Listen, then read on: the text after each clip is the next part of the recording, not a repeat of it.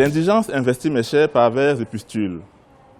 Il y a cette saignée de puits qui m'imbibe depuis le cheminement vers le salut.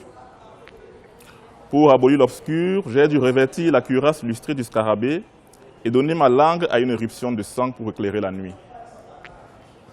Puisqu'il faut vivre dans ce cul-de-sac mortifère, puisqu'il faut respirer cette terre à péter les neurones, mais puisqu'il faut vivre, j'écris l'œil asséché, plein de douleur.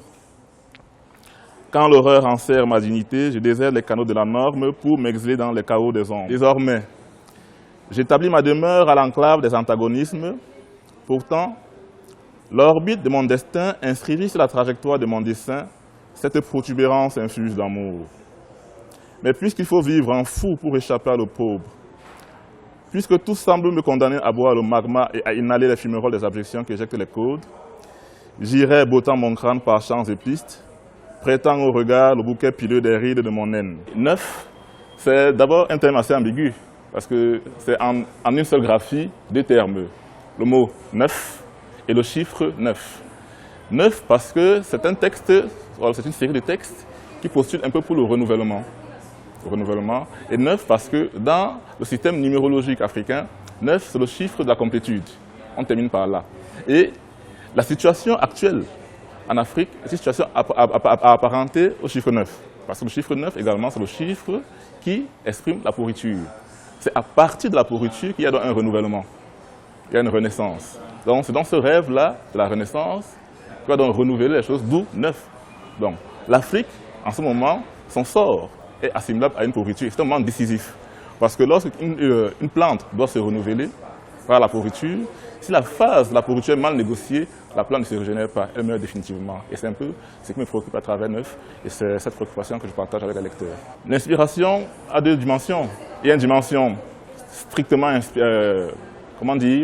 strictement divine. Il y a une inspiration recherchée.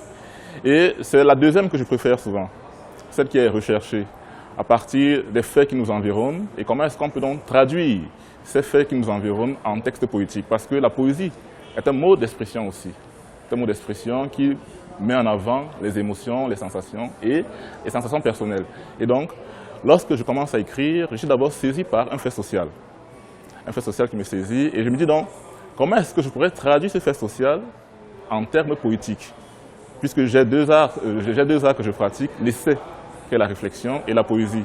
Et donc très souvent, je pars d'abord d'une méditation avant de traduire dans cette méditation sous forme de poésie. Le message, il est simple, c'est un message d'amour, c'est un message d'espoir, c'est un message d'optimisme, par-delà les difficultés que nous éprouvons.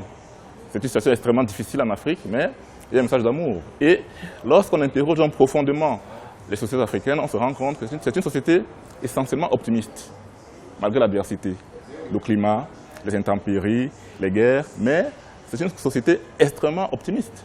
Et donc, c'est ce message-là que je transmets. Mais bien sûr, on est optimiste, mais on sait se lamenter. Il faut se lamenter.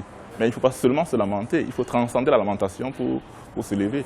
Et ça, c'est le message que je me vertue à transmettre. Le prochain livre, en fait, le prochain livre est déjà sorti, mais il n'est pas encore disponible sur le marché camerounais. Il s'appelle Octobre. Il est venu après 9. Octobre, c'est un recueil qui parle de la femme. De la femme en tant qu'amour. Être d'amour, être de convoitise et surtout être spirituel par lequel l'homme et le genre humain s'élèvent. Voilà, Octobre. Et Octobre, comme Octobre dans l'hémisphère nord, Octobre c'est la saison des pluies et des fortes pluies et la femme est parfois assimilée à l'élément aqueux, à l'eau. Et l'eau c'est l'apaisement et on peut trouver l'apaisement à partir de la femme. Voilà un peu ce que j'écris. Mais ça a été édité chez 10 livres en France et j'espère que bientôt le livre sera disponible sur le marché camerounais.